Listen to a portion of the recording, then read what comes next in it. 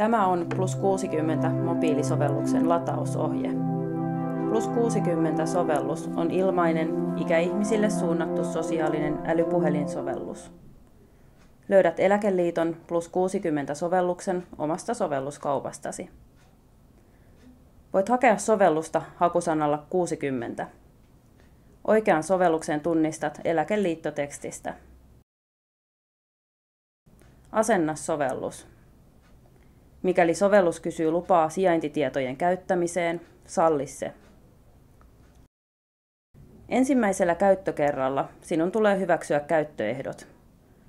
Kun olet tutustunut käyttöehtoihin, paina hyväksy. Seuraavaksi sinun tulee syöttää sovelluksen puhelinnumerosi. Nämä vaiheet tarvitsee tehdä vain ensimmäisellä käyttökerralla. Jatkossa sovellus muistaa tietosi. Sovellus lähettää sinulle tekstiviestinä nelinumeroisen varmistustunnuksen. Pääset lukemaan tunnuksen vetämällä näytön yläreunasta alaspäin.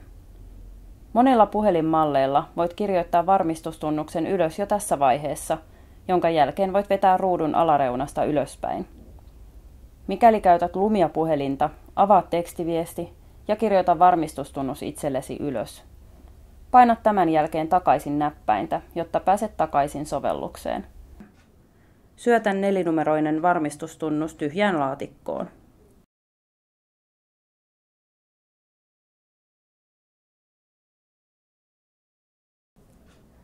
Seuraavaksi voit keksiä itsellesi nimimerkin, jolla käytät sovellusta. Voit käyttää myös omaa nimeäsi. Voit halutessasi lisätä käyttäjäkuvan, joka näkyy muille käyttäjille.